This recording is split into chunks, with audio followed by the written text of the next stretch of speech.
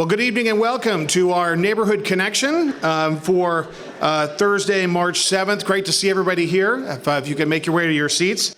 I'm Mayor Jim Ferrell. It's great to see everybody here. All right, so we're going to hear not only, I'm going to say a few words, we'll have the Chief of Police give a brief presentation. Public Works is going to give a brief presentation. The most important part is to hear from you this evening. We've got a microphone here. Before we do that, though, let's get a welcome from and let's give her a warm Federal Way welcome to our Council President, Linda Kochmar.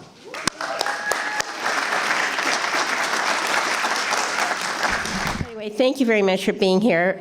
One of our beautiful new schools that you've all paid for. And so, thank you. We're very pleased. We want to hear from you what your problems are, how we can fix them, and what we can do. This is our goal.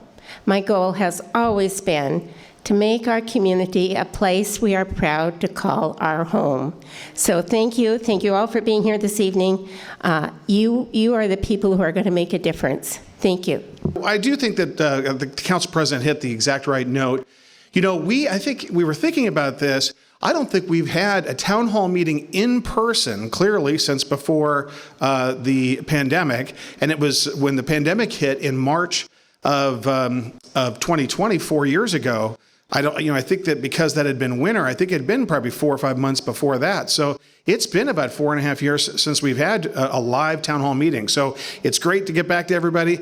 And once again, I think just like in city council meetings, the most important part of this evening, you're going to hear some information, but it's really important for us to hear from you. And so be thinking about, comments and any questions you may have. And we brought City Hall to you. We have all of our directors here as well. Okay, so we're talking about the budget. This is a budget year, and I wanted to make sure the budget is really the policy documents, where we put our money. Wanted to make sure that you had an idea of really what the road of that budget looks like. So these are key deadlines, and kind of, as you could see right there, we get the property tax valuations in late September, and then those TBD dates in October are when we go through the department presentations. And those are really about making sure that the council understands all the intricacies. That's when we're going to get into where the public is going to see really line item by line item and a summary of what we're up to. And then we'll have public hearings. Let's go back here. And this is really sort of more of a broad brush. In the first quarter, we'll be looking at revenue forecasting, infrastructure planning. Second quarter, continuous budget request collection. And we're going through it budget, really department by department and making sure that we're on track. Then in July, there's certain things that we just absolutely have to do. If the power bill goes up, that has to be paid. If we have to pay employees because of cost of living adjustments and those kinds of things, certain things are just non-negotiable. We just need to make sure that gets done. And then we have certain wait list prioritizing. We have actually the maintenance facility we'll talk about in a little while. And then we've got certain things that are sort of, that are put on a list of, if we come up with the resources, this is something we may look at. My budget, the mayor's budget, gets put forward to the council really at the beginning of September, and that starts the budget process off. But the budget we'll be working on all year, and we'll be looking at how to adjust things. Where do we need personnel? Where do we need infrastructure? It's really important to understand that there's really two budgets. There's the operating budget, that's the day-to-day budget and the personnel costs, but there's also a capital budget. Those are your roads and capital infrastructure that we're working on at the city. And then we'll post that to the city website, and then we'll have the public study sessions and public hearings. And what I would say is it's never too early to start talking to me, the staff, the city council, to start talking about what do you think you'd like to see with regard to investments in our community. There's the chief and I last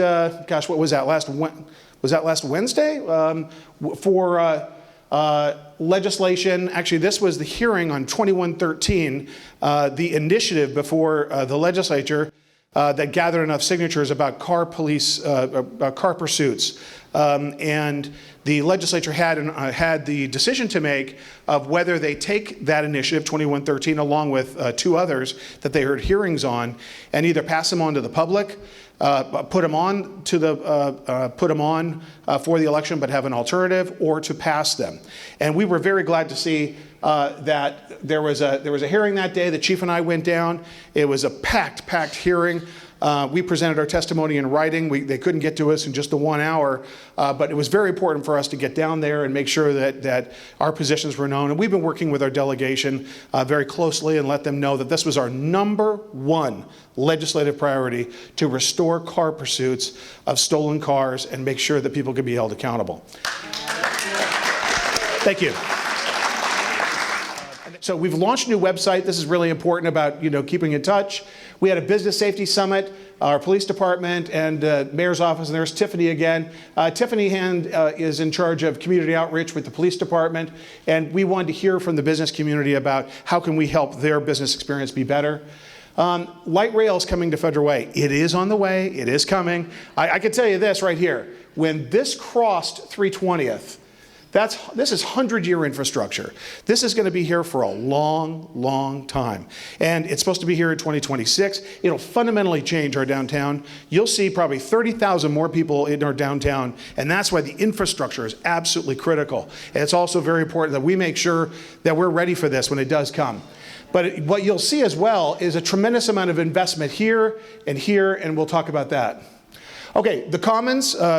We took a tour. Jameis with Merlon Geyer and his team are doing great things at the mall. Everyone's seeing the Dick's and the Amazon. And I've got a 16-year-old, so he has me go to Amazon all the time to fill up those containers.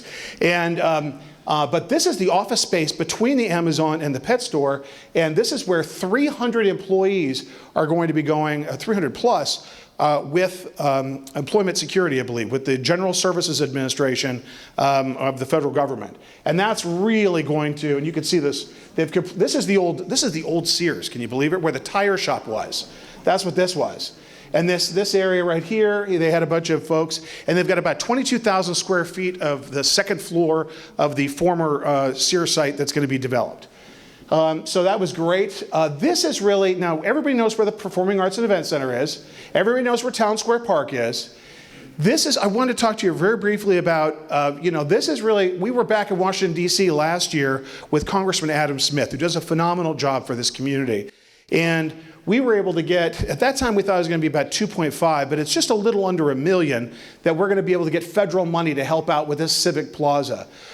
Before the council right now is a proposed development agreement with Trent 1 for the development of this. And this is the former Target site right here. And as you know, the Target site has been sitting empty for a long time. It's been the subject of graffiti, or the target of graffiti. That is now knocked down.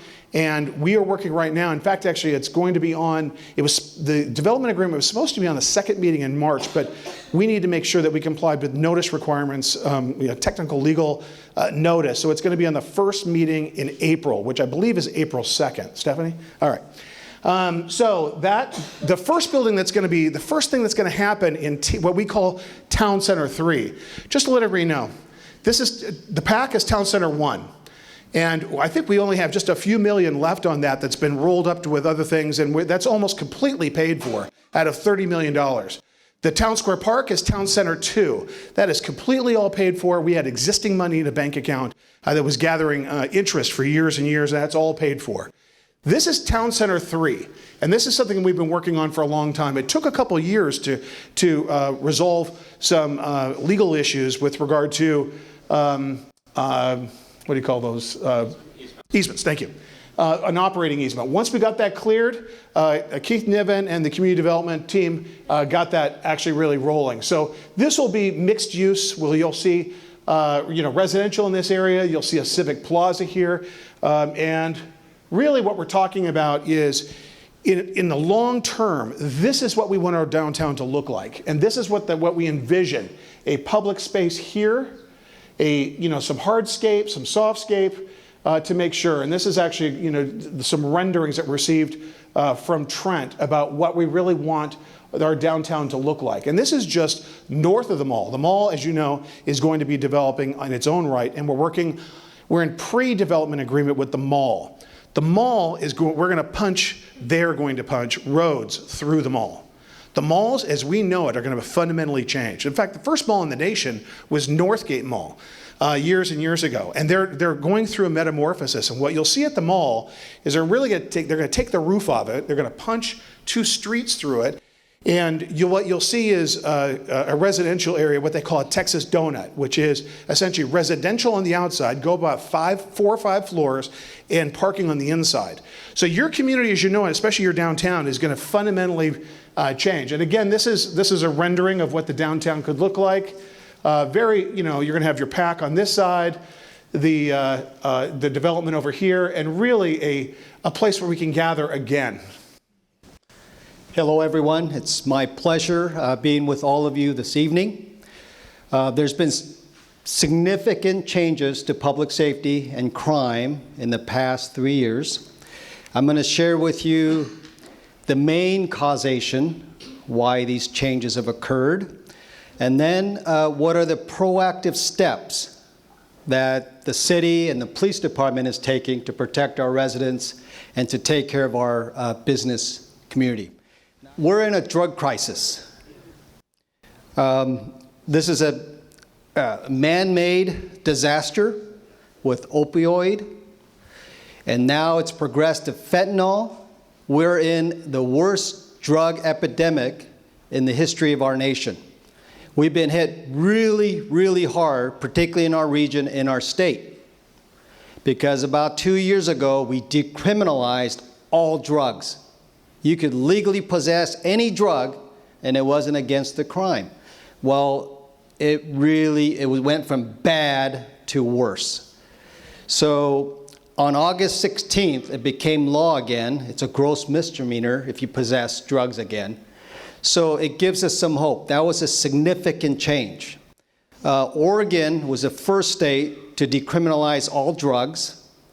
Washington was state number 2. We brought it back. Oregon has declared a crisis, and they're thinking about making it a crime again. So what I would tell you is, in King County, there were over 1,300 people that died from drug overdose last year. The year before was pretty high too. These are record numbers each year. So until these numbers go down, until we address the drug epidemic, none of us are going to feel safe. Because we have people that are walking around in our communities. We have no capacity to place them anywhere.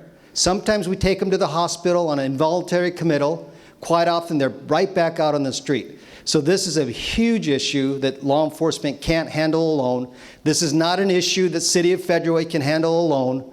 It's going to take a concerted effort by a lot.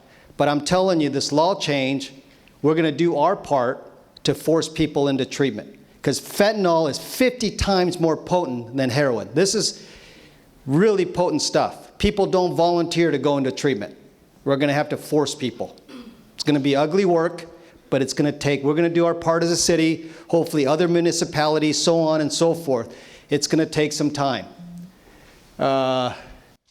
Okay, so you can ask more about that, but we're all feeling it. And I know many of you gas up for your spouse because you're worried about crime and things like that. It's really, we're living in a period that's never really been more dangerous, but it gives us hope. Some of the things, and I'll share. Okay, another area that we reached record number is auto theft. 47,000 plus. In raw number, we're number 4 in the nation, and we know our population in this state is 8 million and some numbers. I mean, there's states that have 45 million people, right? I mean, we're competing with states that have population much greater than us. So record number. A lot of victims.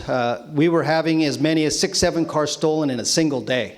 Things that we've never experienced in our community, but it's just not Federal Way.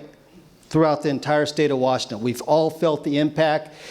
Stealing a car is a precursor for committing other crimes, because people who want to harm others, they want to steal a vehicle because they feel like there'll be less chance for detection and arrest by the police. And it's true. It's really hard for us to catch them when they're in a stolen car because they abandoned that car. It doesn't give us a lot of lead. We got to rely on fingerprints, maybe DNA evidence, depending on the type of crime.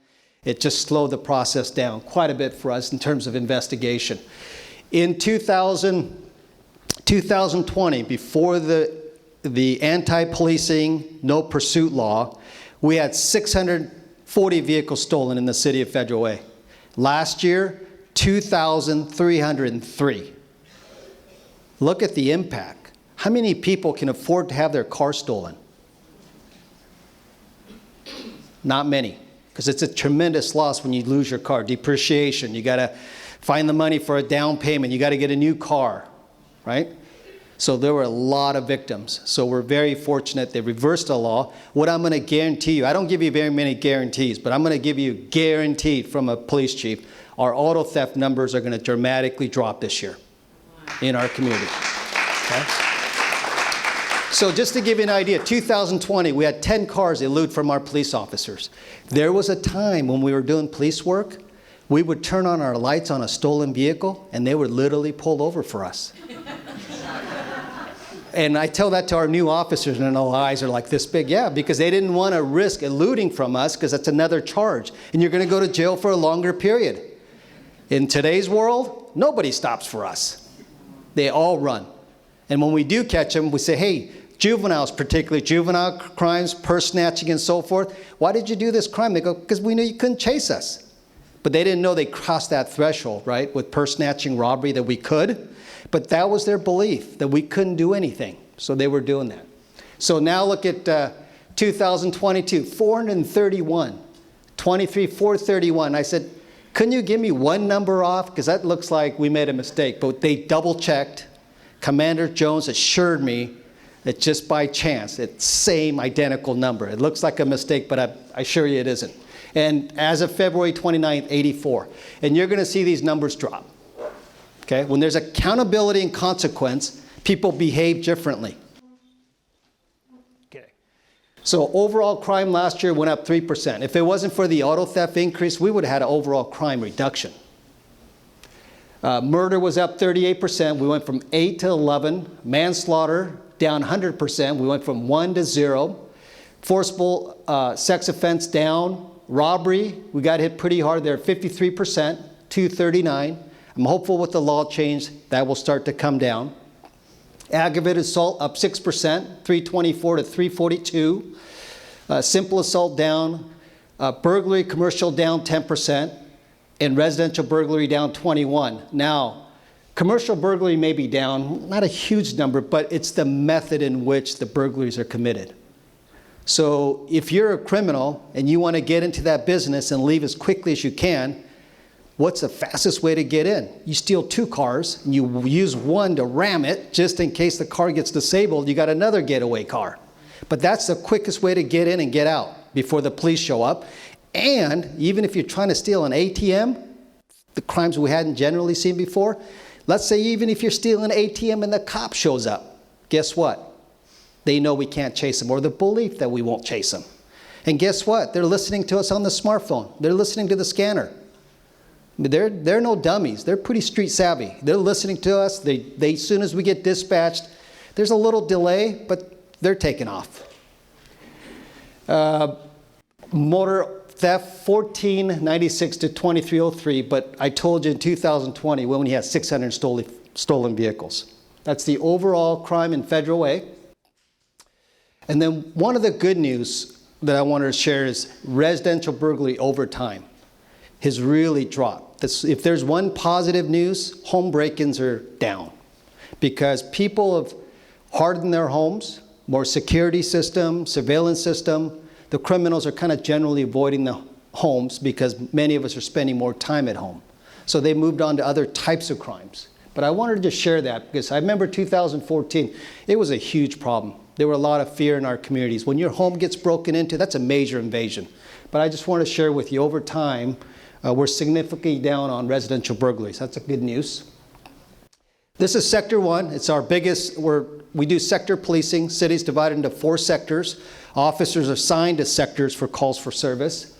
Sector 1 is by far our greatest size, land size-wise. This is where we're at right now. And let's see, does this it here? Right here is the reporting. So we have sectors, and then there's various reporting districts. That's how we keep track of crime, whether it's crimes up or down in a particular reporting district. So right here, I'm just showing you all Sector 1 crimes. This is our biggest area. Roughly 20-25% of crimes occur in this sector. There's 4 sectors, up 11%. And the biggest thing I'm just going to point out to you is auto theft. We went from 299 to 582, 100% increase, just in a single year, almost. And then next slide is the reporting district that we're in, and really, down 32%, but you're looking at very small numbers here. And then some of our initiatives. I want all of you to know that we're one of 3 agencies in the state of Washington. We're duly accredited, we're nationally accredited, and we're state accredited. Accreditation is not easy to attain. That's why you don't have too many agencies that are dual accredited. What this means to you is that we have high level of training for our people, and that we're not saying we're perfect, but we aim for excellence, and we represent the highest standard, best practices in law enforcement. And then we have 2 mobile surveillance trailers deployed right now. We have one at H Mart, we have the other one at Holiday Inn. We move those around, but council, mayor supported us to get 6 more. So we have 6 more coming probably sometime in April. We'll probably deploy the additional 6 in May once we get the decal and everything put. So that's really to support our smaller businesses, because a lot of the larger retailers have the MSTs, but smaller businesses don't. So we'll be deploying more of these. Technology and time has changed, and they're tied into our Safe City system. We also have automated license plate reader intersections. We don't tell you where that's at, but it's helped us solve crimes, hit and run crimes, and other crimes. So we have automated license plate readers. We have 260 cameras, over 500 views. We are far ahead of most jurisdictions in terms of video surveillance system. We do that because the community allows us to do that. Some communities, they don't want any cameras, but it's really helped us out. Just about every one of our intersections have Safe City cameras, and they're used most often for traffic collisions, because when you have a collision, both claim they have the green light. But we look at the camera and we say, you ran the red light, and we save that into the file. And then we have our automated license plate readers. We have 4 patrol vehicles that read automated license plate readers. It helps us find stolen vehicles and wanted subjects. We have a really great graffiti abatement program through our community development. And I'm surprised the mayor didn't mention it, because this was one of his prides that he implemented as a city. You'd have a hard time finding graffiti in our city. And if you do, we remove it right away. So we can outlast any person that wants to start defacing our community. And then we don't have any large encampments in our city. It's work in progress. Sometimes camps will form, people move, but it's been a concerted effort by the city to not allow that. We trespass people on private property. I could tell you years ago, when our south end had multiple large encampments, our commercial burglary numbers were, through the roof. And once it got all cleaned up, guess what? We didn't have that. So there's impact to community safety when we allow illegal encampments, and our policy group is very proactive to address that. And then, like I told you, the drug law changed August 16th. Since August 16th, our patrol officers have made 80 drug arrests. And then we're also conducting special operations to, sting operations in certain locations. And over time, it will make a difference, because before there was absolutely no accountability. You could do open air drug usage, and we couldn't do anything, essentially. So now we can. So it will, over time, make a difference, but it ain't gonna happen overnight. Like I told you, we're in a worst drug epidemic our nation has ever seen. We got drugs coming in, organized crime. Has identified Washington as a soft spot. Fentanyl pill used to be 30, 40, 50 bucks a pill. Do you know how much they are on the streets now? $2, $3. It's supply and demand, and they've absolutely flooded it. So we have a crisis. So a lot of drug is coming in. And then we've issued 57 shopping cart tickets since the ordinance went into place, and we're discouraging people from stealing shopping carts from business community. So, good evening. My name's EJ Walsh, and I am your Public Works Director. And there are 2 remotes up here. Sweet, neither one will work. So tonight, the mayor asked that we give some short updates on what we are doing this summer and some of the big projects that you'll see around the city. So I'm going to cover that real fast, and then similar to what the chief said, if you have questions, we have outreach staff in the back. There's also some maps back there and information, and you're welcome to find me afterwards as well, and we will happily answer questions. So with that being said, some of the key projects that are right in this area where we are today. This summer we're starting, it's a citywide, so there's a lot more intersections than the first three that are listed, or first two that are listed. But Rick Perez, our city traffic engineer, authored a grant application to try an experimental treatment to road curves to increase the friction to prevent run-off-the-road accidents. So this is something that we are working with the federal government to pilot. So it's a super exciting test project that we're going to implement. We got, like I said, a grant to fund this, so it's not coming out of our capital project budgets. But two of the local intersections are Dash Point Road and 26th Place Southwest, and then also on Dash Point Road at Redondo Way, where we have a large history of vehicles that are coming down, and as they enter the curve, whether they're hydroplaning or just going too fast, most of the time it's the latter, and running off the road. So this increases the surface friction, allows tires to better grip it. So we're excited about that project. We are also working on a streetlight infill project. So the city council authorized a chunk of ARPA funding, a little over $2 million, to be used to strategically go around the city and start adding streetlights throughout some of the areas they've been requested in the past.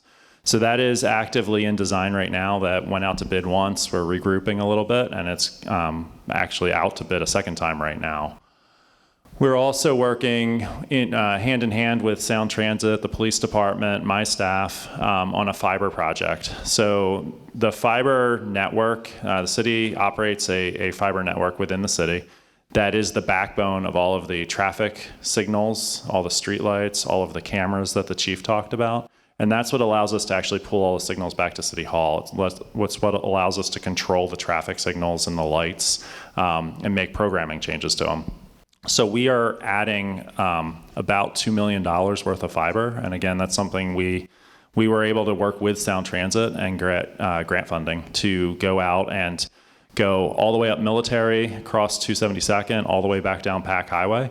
And what that'll do is it'll allow us to add additional cameras, additional control systems to a large area of the city that we don't have it right now. And then lastly, the mayor hit on this already a little bit, but we are this summer slated to break ground on a new maintenance facility. So for those of you that are aware, our current maintenance facility is adjacent to Steel Lake Park on the east side of 28th.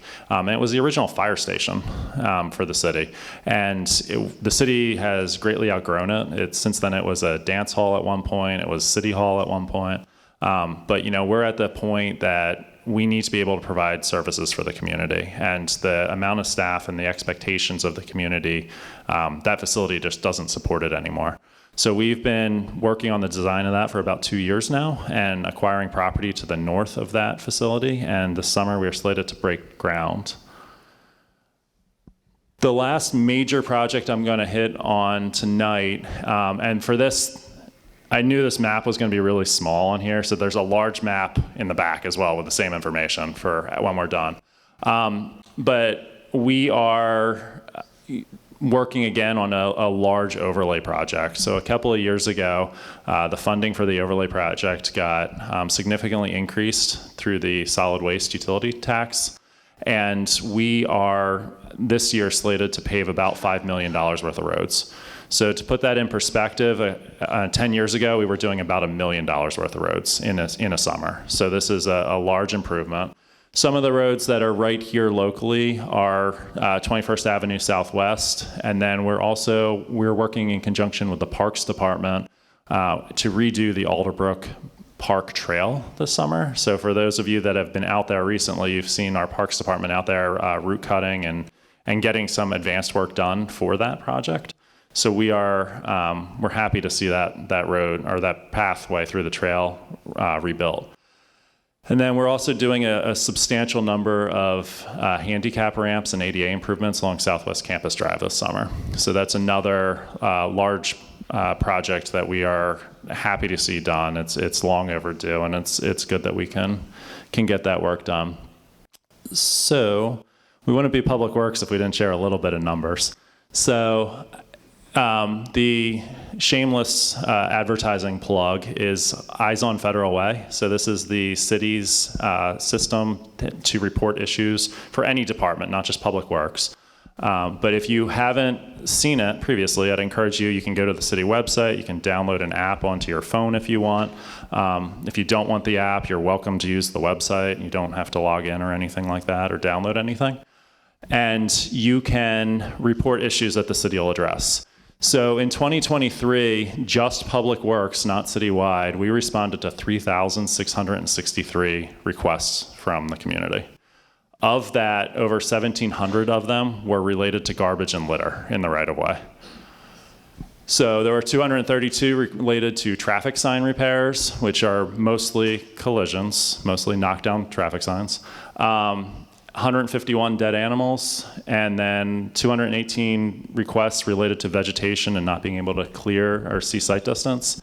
And the one that always shocks me is how low it is. It's actually only 140 potholes, which sounds like a lot, but honestly, it really doesn't sound that much in comparison to some of the other categories. And behind the scenes on our end, we actually have a Public Works employee as a resident in the audience. It's already smirking at me. That administers this for our department. So Shelly is in the back as one of our admins, and she's the one behind the scenes that actually makes this happen for Public Works. So with that, I will turn it back over to the mayor. All right, thanks, EJ. Let's give a big round of applause. Thank you. So as you can see, there's a lot going on at City Hall. You know, really, I really have to commend all of the people that work at the City of Federal Way, our directors, and they just do a tremendous amount of work. I do want to let you know that every Monday, that picture we had of the management team was a Monday morning. And every Monday, all of those directors, we sit around that table and we go one by one and talk about the issues. And one of the reports we always get is, I see in a picture report that Keith Niven, our community director, that Gus, who works that he's the graffiti technician, he gives it to Keith, I get it. And every Monday morning, I see any graffiti that appeared in our town. And by the time I see it in picture, it's gone. It's covered up. So that's what's happening around the city. We have teams driving around, several teams, doing nothing but picking up trash, picking up shopping carts. So that's something. And one of the things we do, as you saw, that Eyes on Federal Way, the Eyes on Federal Way, we average per week about 150, 160 per week. And then one of the things I do is I look to see, you know, what are they like, just like EJ did right now. But we also, if we see a shopping cart, if we tell our folks, if we see a shopping cart on the sidewalk, if you see any garbage anywhere, report it, let's get it on there. So even I'll be driving around somewhere and I'll pull over to the side of the road, enter it, or I'll talk to Pam and say, hey, let's get this on Eyes on Federal Way if I see a bunch of shopping carts. So that's what we're doing right now. And those are investments that we made in our budget. And those are the kinds of things we can continue to do. With that, now we're to the most important part of the evening, is questions. And or statements, or whatever you'd like to do. Is there anybody who'd like to come up and ask a question for us? But I'm talking about actual reckless driving that I'm very concerned about, particularly because I've got grandchildren that are becoming of a driving age. I'm not concerned about their driving habits, but I'm concerned about what they might encounter. Right. And I've seen guys fly up behind me, and my first gut reaction is to do a lane change to get out of their way, because I'm in a 35 zone, they might be doing 75. Gosh. And so I've learned to just stay put, because they're counting on me not making a move and going around me. So my concern is, now that you guys can chase these guys, are there going to be consequences for drivers like this?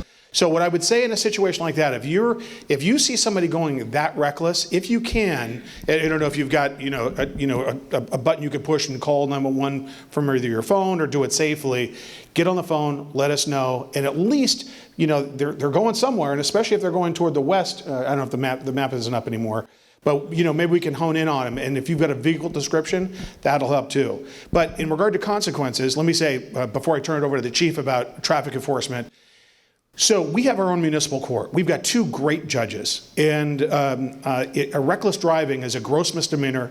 Any charge that occurs like that in our city would go to our municipal court. And so our prosecutors would file it, and then our municipal court would handle it.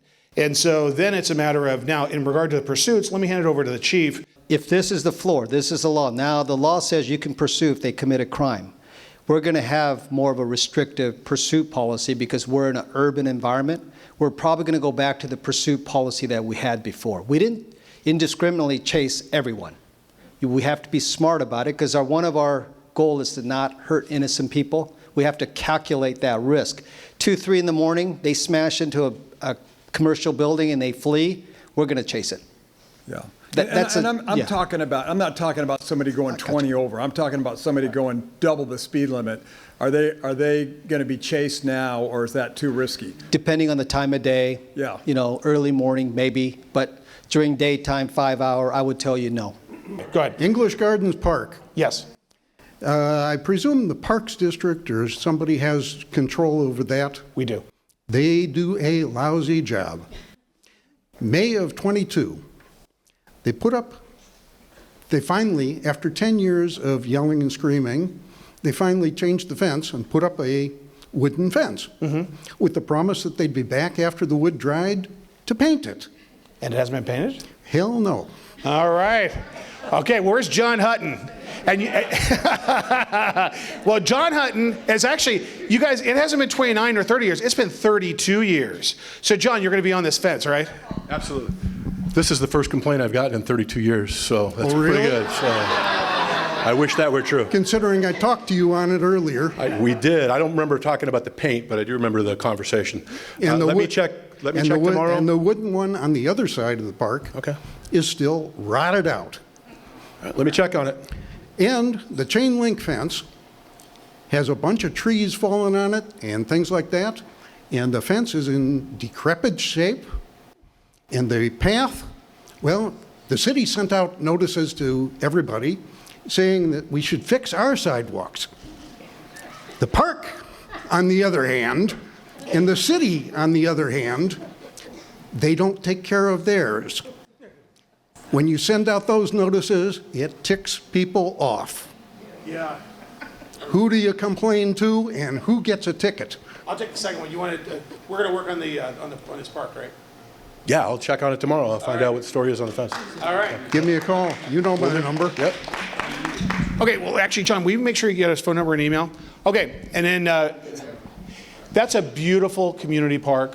And I love it. It's right there, just nestled right there with the neighborhood, and we'll take care of it. And the money that has been set aside over all these years to hire more officers, are we going to be hiring more officers because like the staffing issue? We are. We actually just had a presentation this week about, the chief and I have been sitting down, and we're at the 150 mark right now. I think right now we're talking about because we've got Sound Transit coming, because we've got a lot of, different needs, we're looking to add at least 4 officers in the next biennium. Great. So 1 lieutenant who has to be a supervisor and at least 3 other officers. We've got right now 16 in the academy. So you can imagine, that's a little bit of a bottleneck there, but about 2 or 3 a month are going to be added in. I'm going to answer the second piece, the first part of your question as well about prosecution. But what I would say is this budget cycle, we're going to add 4 more. Now, we've had a lot of people, because of the reform laws and because of the environment, we've had a lot of people leave law enforcement. A lot of retirements, a lot of things going on. And so we're doing everything we can to add as many officers as we can. We've got, we want to mix as well. We don't want them all green and new and young. Sometimes we do a lot of laterals, and because we can put them in and they go through a different type of academy. So it's a real mix. You want people with seasoned law enforcement where they're not all newbies, but you also want to make sure that you've got a new generation coming up as well. So it's a real mix. So my question is totally different to what we're hearing right now.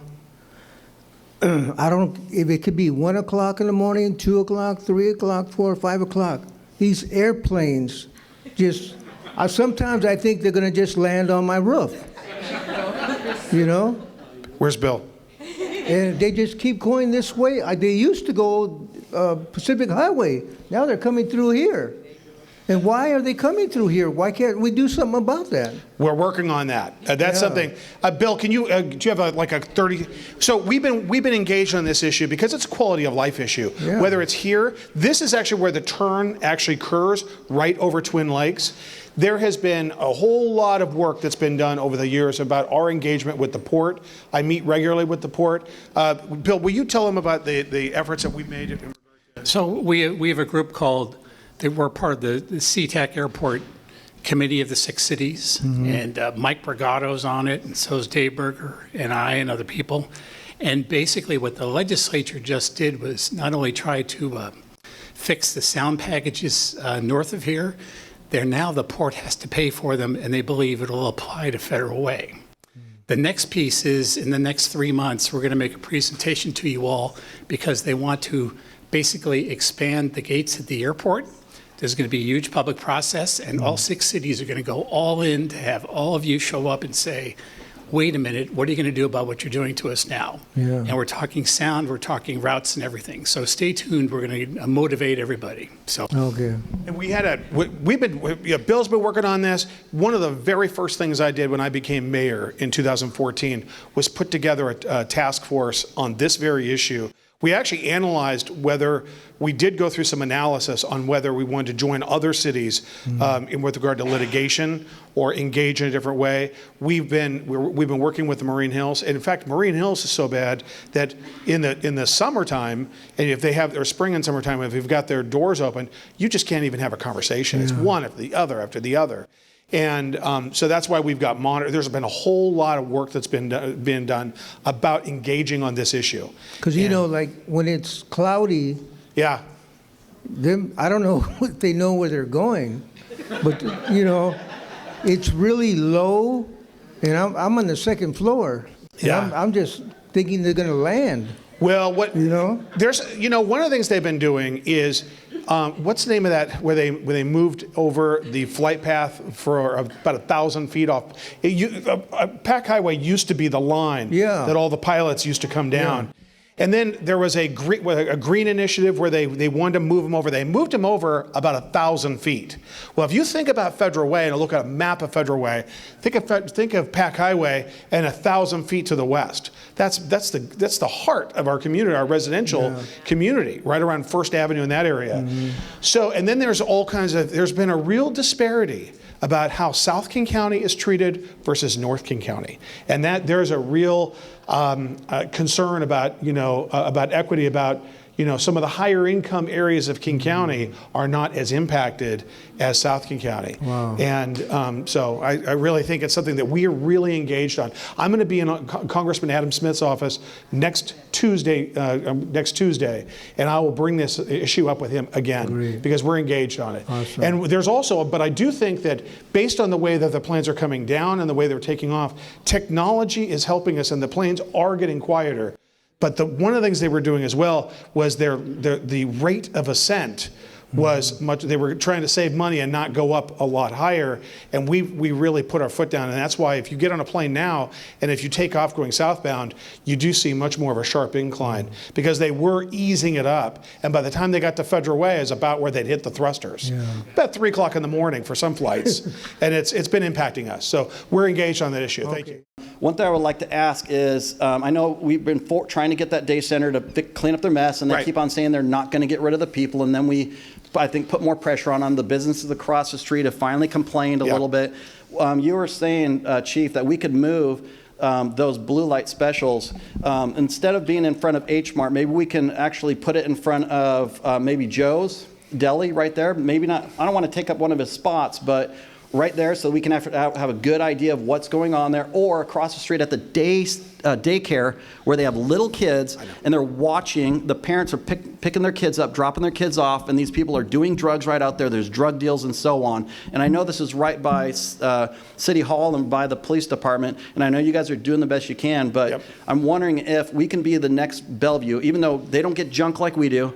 maybe we can be aggressive and be the city that these guys know. Don't take the bus down here. When someone says, hey, we want to drop you off in a van here to the city Federal Way, they're going to want to know, they're going to realize that they don't want to be there. Like, hey, no, take me to Bellevue, take me to Kent, anywhere else but here. But I hope that our police department can actually, instead of having discretion, maybe just say, you know what, I'm going to give you a directive.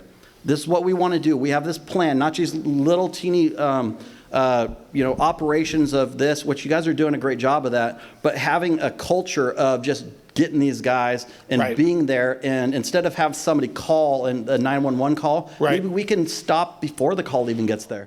I walk by the day center pretty regularly. This morning, I walked by the day center on my morning walk. And, I'm concerned about what's going on. And that's why we are shutting down parking from 336 all the way up to the school district to not allow parking on either side of the road. Because we're seeing that kind of thing where it's overflowing. Now, the people that run the Catholic Community Services, well-intentioned, good people. Here's the thing: we all want anybody who is homeless, anybody who's suffering from homelessness and drug addiction, we want them to get help. The distance and the ability, and I know, Kenny, you were very involved in cleaning up encampments and doing all that.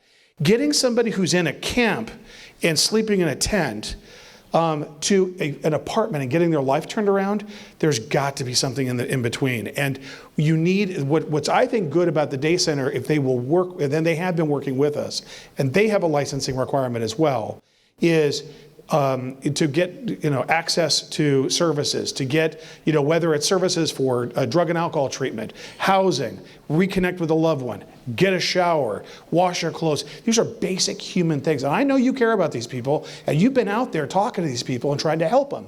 So I think there's a way we can do this as a community, but what we need to make sure, and we've clearly communicated that. I sat down with the people, with Keith, with the people who run the day center, and said, you've got to meet us halfway. You've got to make sure, because remember, we had that fire in the parking lot that weekend. We can't have that. And so we're working on all of that. So we're going to be, in fact, when I walked by today, Chief, I got to tell you about what I saw on the sidewalk. But, it's a continual process. But we're going to make sure that we hold everybody accountable, and we're not going to let this thing degenerate in our downtown. I ran an Army base in California, so being a mayor, being a police chief, or council member is not an easy task. So I remember doing a lot of military town hall meetings on the bases as well. But I've seen a lot of progress, and so I just want to tell you thank you for that. I know you and the chief came out to our HOA meeting and did a presentation. I'm in the Westridge community. Oh, yeah. And you guys came out, took time to give us a lot of great information, and so I just want to say I appreciate everybody. Okay. Thank you very much. Thank you. And what I would say as well is that was a great meeting. We've had we went. There was a what's that traditions we went to right across from Town Square Park. What I would encourage you to do is, if you've got a couple neighbors, the chief and I take this show on the road. If you've got, thank you for that word, I appreciate it. If you've got a couple neighbors, if you've got folks that you want to, wanted to get us in front of and to talk about these issues, let us know. If you've got mailbox, I had a citizen that lives in our town whose community's mailbox that serves like 12 people was destroyed, and they're having a hard time getting it fixed. We'll help with that kind of thing. In the course of, if we, like I heard someone mention they witnessed a reckless act on the road. Personally, I had a horrible experience calling Valleycom to report what was obviously a hit and run call. They wanted to investigate me. What's your date of birth? That's a real turnoff for the average citizen, or for someone who's kind of a private person to say, hey, I'm calling to commit this, or to report this crime and try and assist with the investigation or to kick one off. You're kind of grilled. Well, we need you late. So what happens whenever I got a CAD, any prosecution file has the CAD, the printout CAD. It's got your phone number in there, but it helps to have your number. Because one of the things I always did on Fridays is go through all my CADs and make sure I got my subpoenas out, so that to make sure I could prove the case. So that's what that's about. I'll make way for others. Thank you. All right, tell them what they need to know. Thank you. I don't know why our state and our county officials stay committed to this model. because it's a failed model, in my opinion. There's no incentive to get well. And I've also read stories where they're finding people dead, overdosed in their rooms that are taxpayer funded. These are taxpayer funded flop houses. And so, you know, when I look at what HUD's reporting, and homelessness is just going up. So I guess therefore my point is, whatever they're doing, it's not working. It's not working. We need to do the work of evaluation and stop with these failed programs and choose something different. Well, thank you, Melissa. And I think, you know something about, addiction, and the key part about addiction is reaching bottom. And because that's when people know, when they're sitting in a jail cell, they're sitting in a drunk tank, they've had consequences, that's when people realize that they are really, the problem is when you don't have consequences, you just keep going further down and down and down. And so that we want to make sure that we get, I think that consequence piece is a huge piece. And then, being humane and trying to get people back on track, but I don't think facilitating that is the way to go either. With all due respect to you, all the fluff and all of that's we're looking going around, my mind is thinking, well, gee, you can have all that, but I'm not going to take my family down there because they can get mugged, they can get hurt, something could happen to them. And I'm just being honest with you, and I feel for the police officers. Yeah. Because when they said that their hands are tied and it's going to come down on the citizens, man, I see it now. It really is. Well, their hands, thank you very much. And it's important to hear that. And it's important to understand, that a lot of people, especially, like what happened at Fred Meyer. Remember you had the women that were thrown down. We had one at Fred Meyer, then another within a day or within a few hours over at Winco. Those were juveniles in a stolen car. And sometimes people don't hear what happened to that. We actually located those juveniles with the help of their parents. And we got them into custody and charged. So I could tell you that one of the things that's critically important are the pendulum is swinging back. We've got officers now that are going to be able to stop stolen cars. We're adding officers. We're at a record high number of officers now. So we're fully engaged. We're fully committed. I don't necessarily think that, because of the pursuits, the hands were tied, but I think it's coming back. And we just need to make sure that if you see something like that, well, first of all, what I would say is harden the target at your home. The security systems are absolutely essential. That's why the home burglaries have dropped dramatically. And in fact, actually, when I was going door to door a few years ago, I would say a majority of the homes had these Ring cameras. And of course, my name's all over my shirt. We've got all that in our home. Yeah. I hear the safety concerns that everyone is expressing, but I have not heard quite a solution from you as to what you guys are going to be doing as a city to make people feel safe. You bet. I hear your license plate readers. Right. I hear, but literally, Fred Meyer's a hotspot. It is. And gun violence, shooting, I hear it all the time. I don't hear a solution. So I want to hear from you what you guys are planning to do to make people feel safe. Well, what I was referring to earlier with the Special Operations Unit is we've got SOU. One of the things I was talking to the chief about is essentially a crime prevention unit. That's when I was talking to him about that, so we already have special operations in which we put extra patrols in those locations. One of the things that was happening a couple of years ago is that some of these guys had figured out, some of these guys that would do the robberies at the subways and the gas stations right at shift change at 6 o'clock in the morning. That happened about 3 or 4 years ago. So we were very intentional about making sure that we had extra patrols in that area.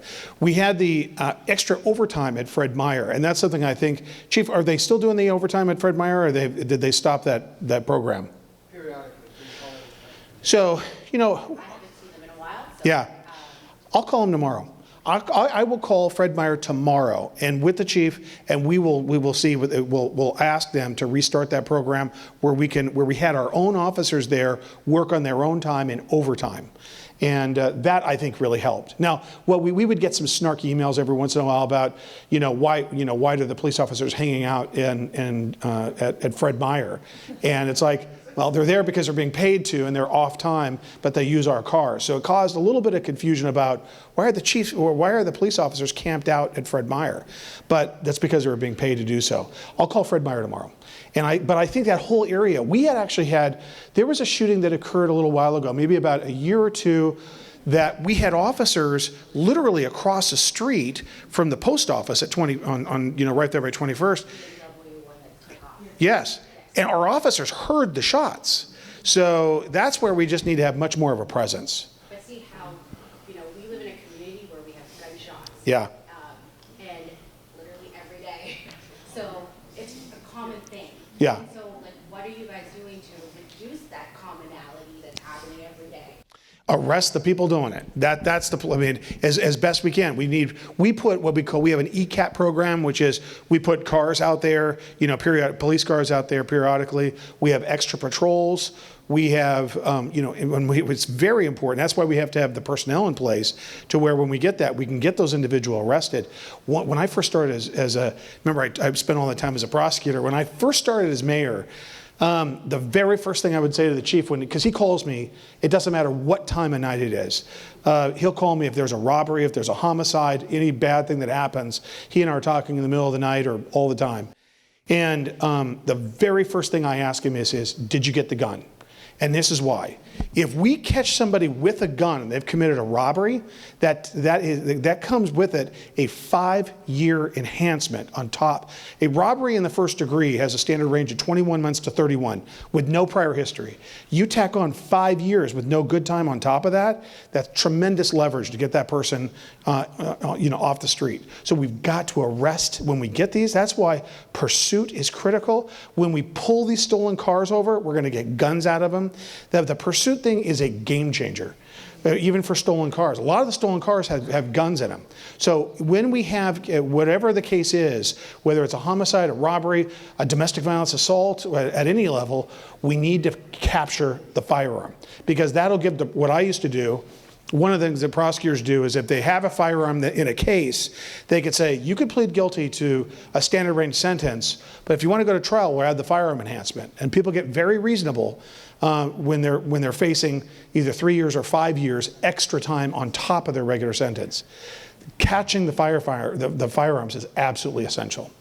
So that's where we're all over that. In fact, we did a gun buyback program not long ago. We took, I don't know, how many guns did we get we spent $25,000 of city money, and we took hundreds of guns off the streets.